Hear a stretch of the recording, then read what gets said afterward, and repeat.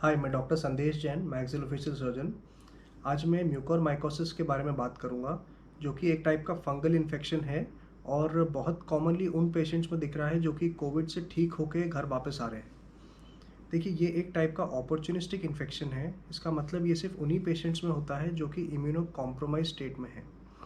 और कोविड के इलाज के लिए सबसे इम्पॉर्टेंट मेडिसिन है स्टेरॉइड, जैसे डेक्सामेथासोन, जो कि कोविड में होने वाले इन्फ्लेमेटरी रिस्पॉन्स, टिश्यू डैमेज और ऑर्गन डैमेज को रोकने के लिए बहुत कारगर है। And it is actually a life saving drug. पर इसके कुछ डिसएडवांटेजेस भी हैं, जैसे कि ये आपका ब्लड शुगर बहुत शूट अप कर देता है। दूसरा, ये आपको एक इम्यूनो डेफिशिएंट स्टेट में ले आता है। इसके अलावा जो टोसिलिजुमैब ड्रग है, जो कि एक IL-6 इनहिबिटर है, जो साइटोकाइन स्टॉर्म आता है कुछ पेशेंट्स में कोविड में, उससे रोकने के लिए ये हेल्पफुल है। ये भी आपको एक सीवियरली इम्यूनो डेफिशिएंट स्टेट में ले आता है। तो इन सब मेडिसिन से हम कोविड से तो बच जाते हैं, लेकिन हमें अपॉर्चुनिस्टिक इन्फेक्शन होने का चांस बहुत बढ़ जाता है। स्पेसिफिकली जो डायबिटिक्स हैं, ऑलरेडी वो इम्यूनो कॉम्प्रोमाइज़ रहते हैं, उनमें और बहुत ज़्यादा बढ़ जाता है। तो ये होता कैसे है?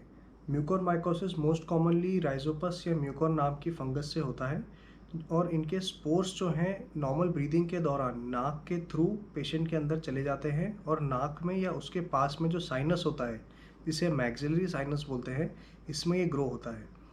और ये काफ़ी एग्रेसिव और लाइफ थ्रेटनिंग भी है, क्योंकि ये बहुत ही जल्द पूरे साइनस को कवर कर लेता है और उसके बाद ये आँखों में चला जाता है, जिसके कारण विज़न लॉस हो जाता है।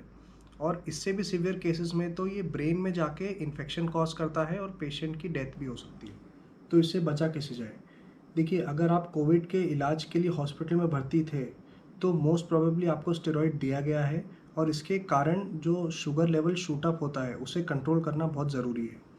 तो सबसे पहले तो आप एक ग्लूकोमीटर खरीदिए, जिससे आप घर पर ही अपना शुगर लेवल मॉनिटर कर पाएंगे।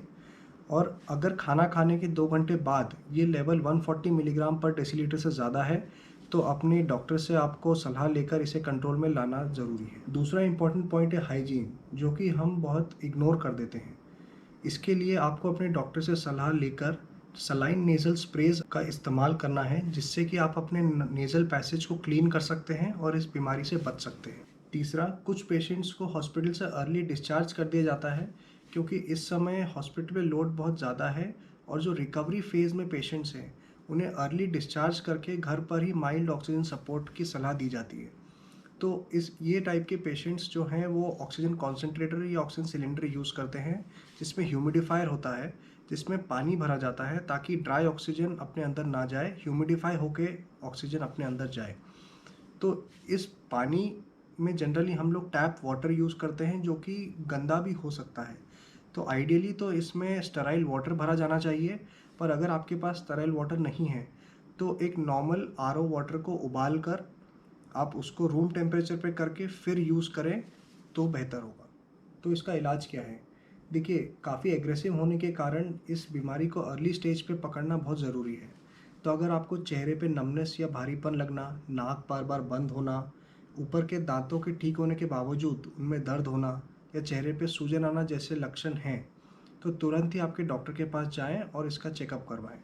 और अगर ये बीमारी का डायग्नोसिस कंफर्म होता है, तो तुरंत ही इसका इलाज कराएँ। इसके इलाज में सर्जिकल एक्सिजन और एंटी फंगल ड्रग्स का इस्तेमाल किया जाता है। सर्जिकल एक्सिजन में बेसिकली जितना पार्ट इन्वॉल्व है, उस पार्ट को निकाल दिया जाता है, और बचे हुए पार्ट में इन्फेक्शन ना हो, इसीलिए एंटी फंगल ड्रग्स जैसे कि एम्फोटेरिसिन बी और पोसाकोनाज़ोल का यूज़ किया जाता है। आखिरी में मैं आपको फिर से रिमाइंड कराना चाहूँगा कि हॉस्पिटल से डिस्चार्ज होने के बाद आपको सबसे इम्पॉर्टेंटली आपका शुगर लेवल मेंटेन रखना है। हाइजीन इज़ वेरी इंपॉर्टेंट, आपको सलाइन नेज़ल स्प्रेज़ का यूज़ करना है। तीसरा, अगर आप घर पे ऑक्सीजन सपोर्ट पे हैं, तो जो ह्यूमिडिफायर में पानी यूज़ कर रहे हैं, वो स्टेराइल या क्लीन होना चाहिए। चौथा, अगर म्यूकोरमाइकोसिस का आपको हल्के से भी लक्षण महसूस होते हैं, तो इमीडिएटली डॉक्टर के पास जाइए और इसका ट्रीटमेंट चालू करिए। आई होप इस वीडियो से आपको कुछ इंपॉर्टेंट जानकारी मिली हो। इस पैंडेमिक से हमें हर हाल में जल्द से जल्द बाहर निकलना है। हम थोड़ा सा भी ध्यान रखेंगे तो इन कॉम्प्लिकेशन से बचा जा सकता है, और इस पैंडेमिक के ड्यूरेशन को कम किया जा सकता है। Thank you.